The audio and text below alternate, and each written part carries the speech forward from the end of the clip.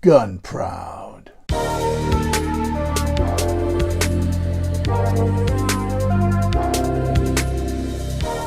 Today's book is Gun Proud by Louis B. Patten. It was published in 1957 by Graphic. The cover was by Robert Stanley. And this cover has nothing to do with the inside of the book. The cover shows a man being hanged. No one gets hanged in this book. No one is threatened to be hanged in this book.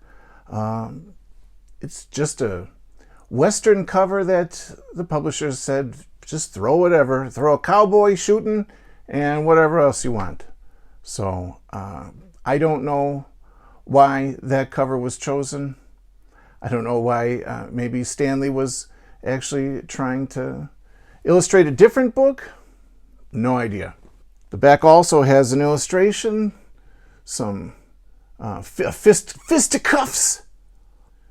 That also doesn't happen in this book.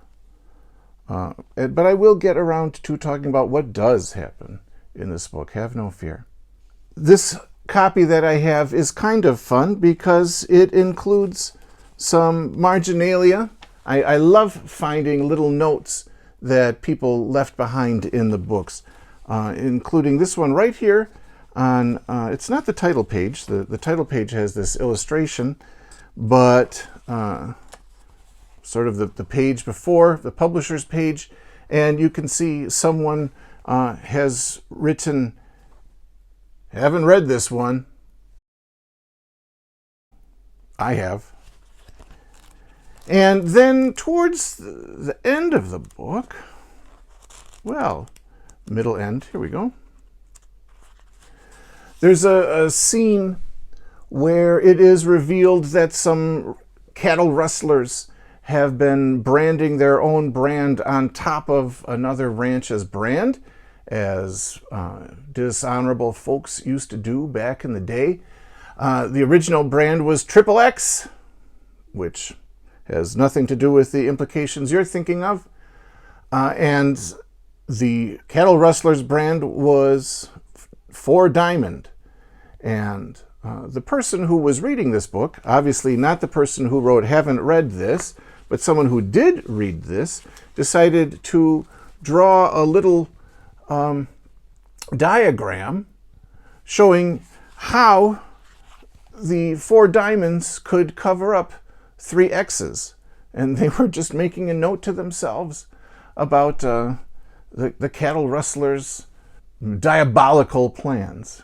So what is this story about? If it's not about a guy getting hanged, it's not about people coming to blows over a poker game, what does happen? Well, this is a story about a man named Longmire. He's a gunman. He is really good at it. And unfortunately, that means that lots of, well, stupid, very, very proud, but very stupid people have challenged him over the years and to shoot out, and he always has won. And the last shootout was a drunken youth came to him and wanted to have a little competition with their guns, and Longmire won and killed the kid. Didn't want to, but he knew that if he didn't shoot the kid was going to shoot him. And so it came to that. Unfortunately, the drunken kid's father is a vengeful man named Zellman, and Zellman is on the hunt for Longmire. He is going to kill him and exact his revenge. So that is where we meet Longmire at the beginning. He is running away from Zellman, and he's running away with a friend of his, and they come across a bunch of abandoned shacks. I believe they're next to a mine, and they hide in one of these shacks, and Zellman and his men arrive and start shooting up the shack. And Longmire's friend gets shot. It is a fatal blow, but it's not enough to kill him on the spot. And then they notice that Zellman and his men have started to throw torches and fire on top of the shed. So now the shed is starting to burn down. So either they're going to get shot or they're going to be burned alive. And that's when Longmire's friend has the inspiration to say, I know what we need to do. I'm going to die. Nothing can stop that now. But here's what we're going to do for you, Longmire. We are going to bury you alive. Which is exactly what they do. And I got to admit, it is a pretty thrilling scene. And that's the scene that I've decided I'm going to read to you.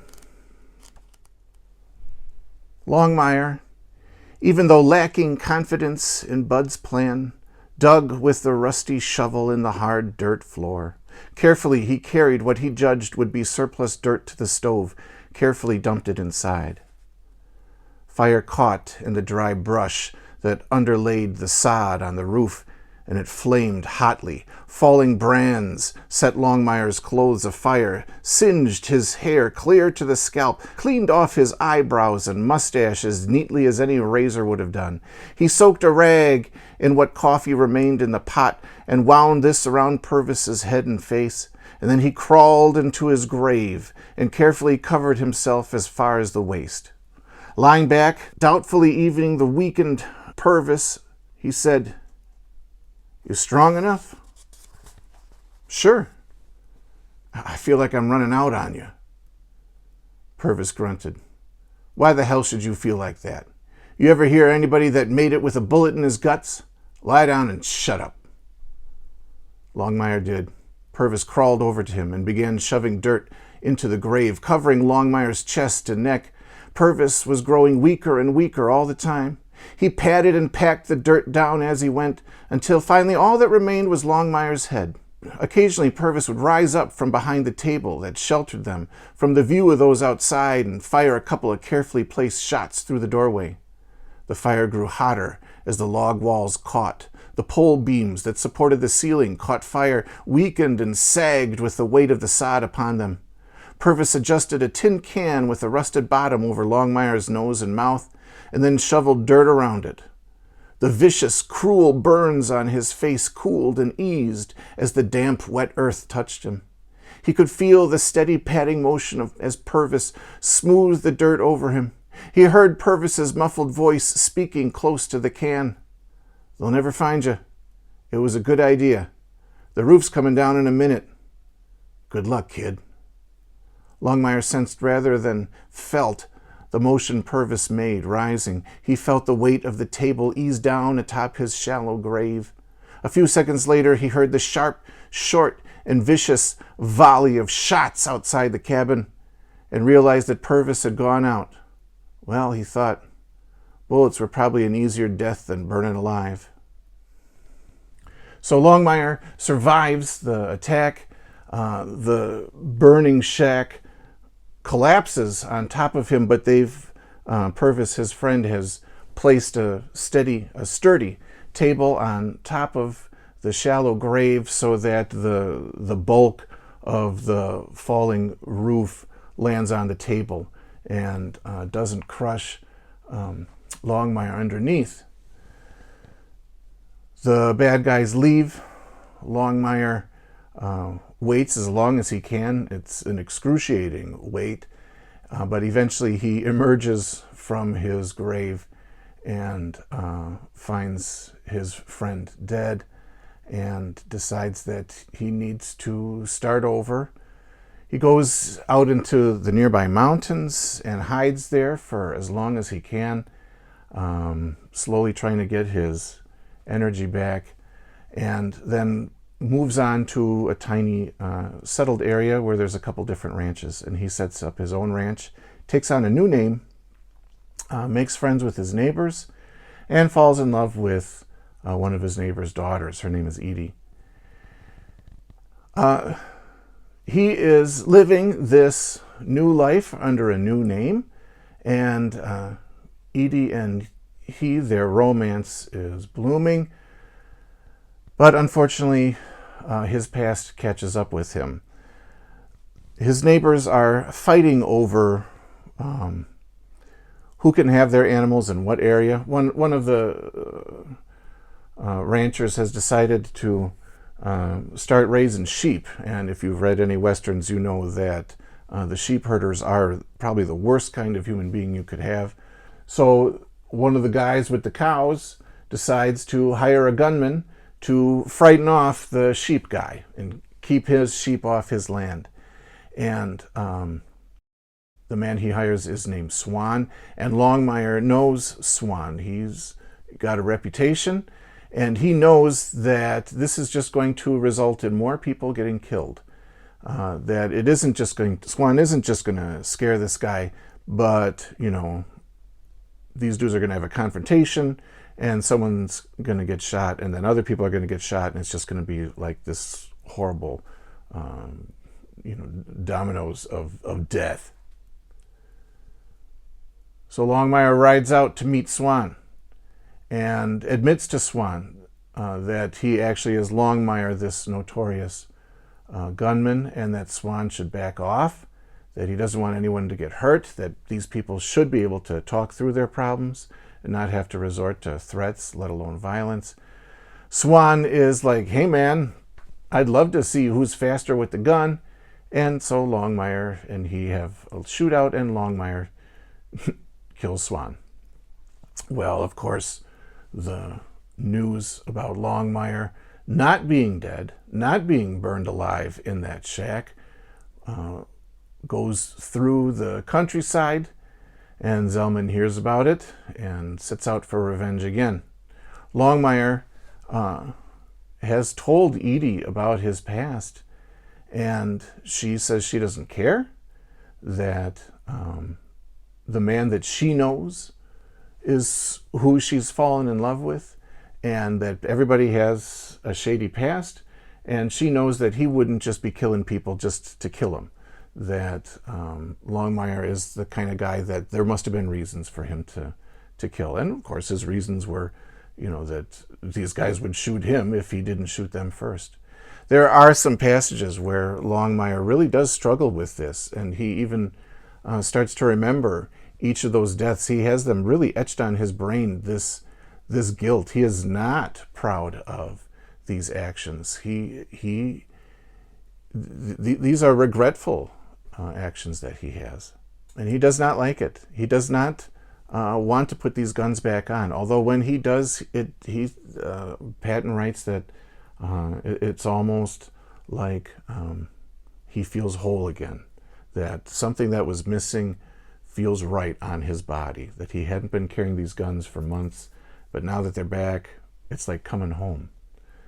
And Longmire is not pleased by this feeling. He and Edie get married, and Edie has this plan, and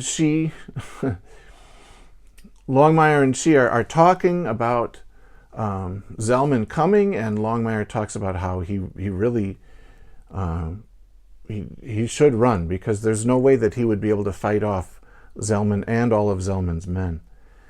And he's standing in the doorway with his hands pressed against the doorway, against the door jamb, and Edie, thinking that Zellman will not hurt someone who can't shoot back, slams the door and crushes Longmire's shooting hand in the hinges of the door. And he is in extreme pain. And she explains her thinking, and okay, you won't ever be able to shoot a gun with that hand, so Zellman won't come and get you. And Longmire's like, no, he's going to come no matter what. You don't understand. And so he runs, and Edie screams at him, run, you coward, don't ever come back.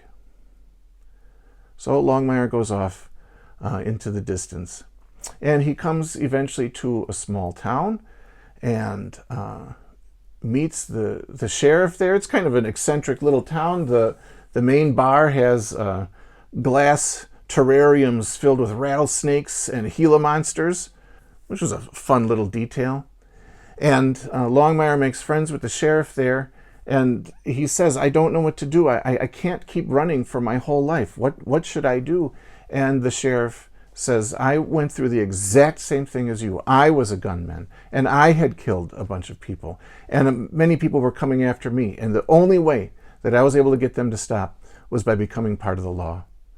And so why don't you become my deputy? And then you will have the law on your side.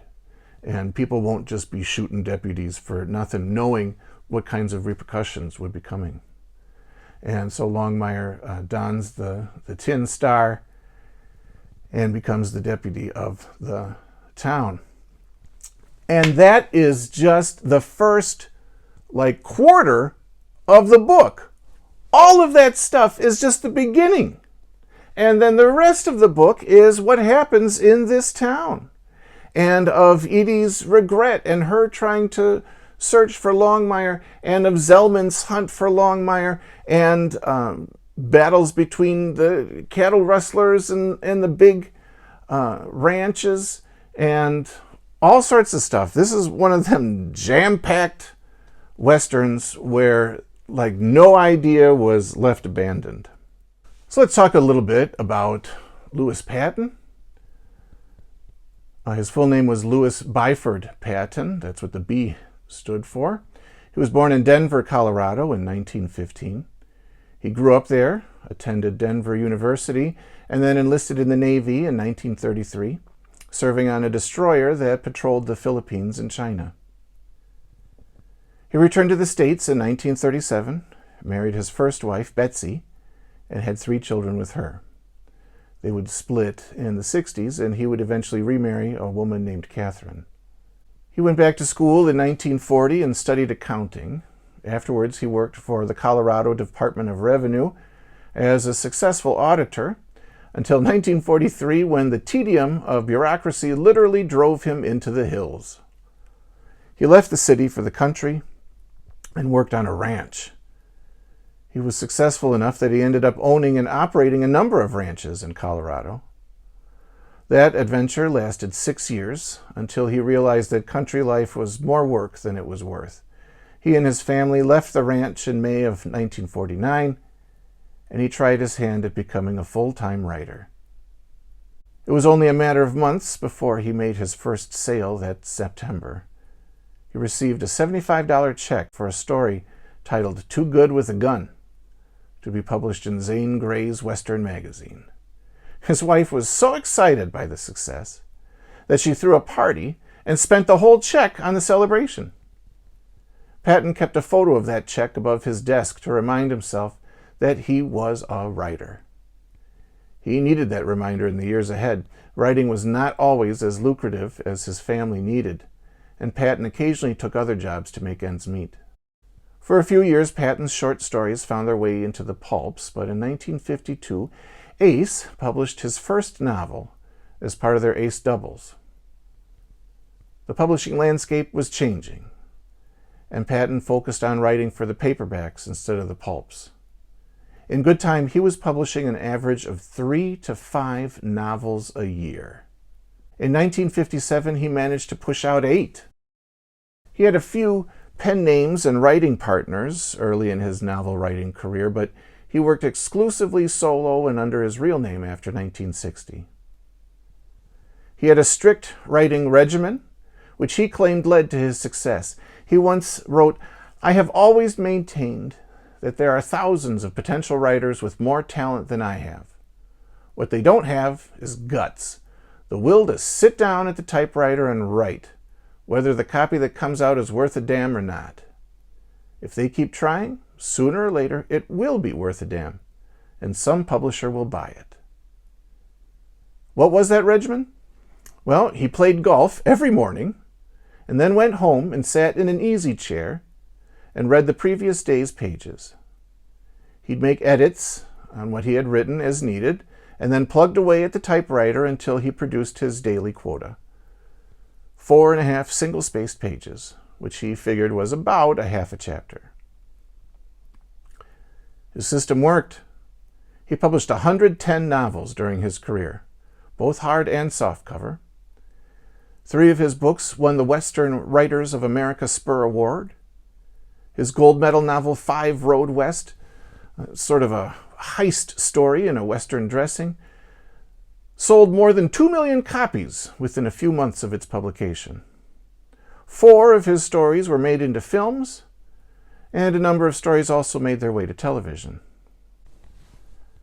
Patten was, like many of his protagonists, tall, thin, quiet, and hard-working. His friends called him Pat. Some of them described him as introspective and serious. Others said that he was laid back and not completely humorless. He liked to travel between writing books, often fishing in Mexico with his wife. In 1979, he was given a sort of Lifetime Achievement Award, the Golden Saddleman Award, by the WWA.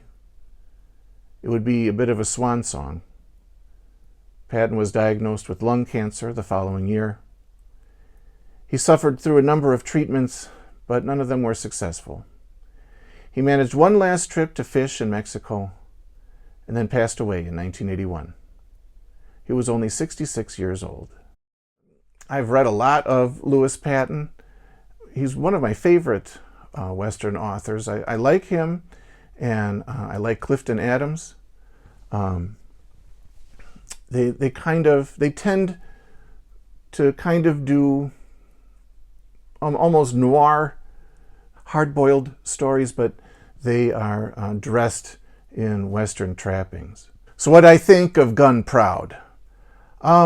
I enjoyed it. There are some very thrilling elements. The being buried alive at the beginning, I thought that was really a pretty incredible sequence. There's also some shootouts towards the end where they really ratchet up the tension. Patten is great with creating tension. He also is really good with sort of revealing the inner thoughts and motivations of a character. I really think he's good at making his characters very round. They're not just shallow cardboard cutouts all the time. That he tries to make each one have something a little bit different, a little bit special about them, something that they are struggling with. And of course, you know, Longmire is struggling with his past, with the people, the guilt of killing those guys that challenged him. You know, there's also a lot of talking about, I mean, it's called Gun Proud, and pride is one of the big themes of the book, that there are many people that are very proud, and the pride always gets in the way of them succeeding or of leading a peaceful life. The pride often brings violence or heartbreak or some kind of fall, as the adage goes. I did feel like these were kind of 2 different stories sometimes. You know, we have the part that I described where he's restarting his life on this ranch and falls in love and gets married and is trying to deal with his neighbor's problems. And then he runs off and starts this whole other life. And yes, pieces of his old life come and meet him in this new life. But there are parts, you know, like the issue with the neighbors and their conflict. It's never really resolved. He just kind of leaves them after killing Swan. And you don't really know if they did end up resolving their issues with each other, or if, you know, Longmire just kind of walked out on them, and who knows? This book is not their story. That conflict was just a vehicle, was just an impetus to get Longmire on the run. I also felt that the issue of the broken hand, I wish that Patten had spent a bit more time with that. It kind of is mentioned in passing, you know, that Longmire tries to work up his non-dominant hand and get that one to be as good at shooting as his dominant hand was. You know, you would kind of think that this would be something that would be pressing on him often. That would, you know, Patten is so good with the internal dialogue of his characters, but this one is really not as big a deal as I thought it would be. So long story short, I did enjoy it. I will continue to read Lewis B. Patten.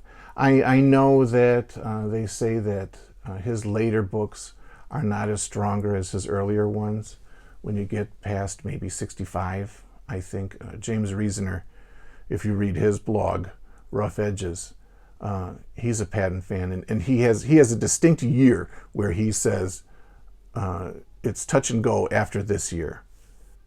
Have you read any Lewis Patten? Do you have a favorite book of his? Have you had a bad experience? Did you read one of the bum books? One of the lesser Lewis Patten? A lesser Lewis? Leave a comment below. Or do you have your favorite? Well, what are you reading for June on the Range? Are you breaking the rules of June on the Range and going off the trail, reading someone that isn't the sanctioned author? Let me know. Love to hear from you. With that all in mind, thanks for watching, and I'll see you next time.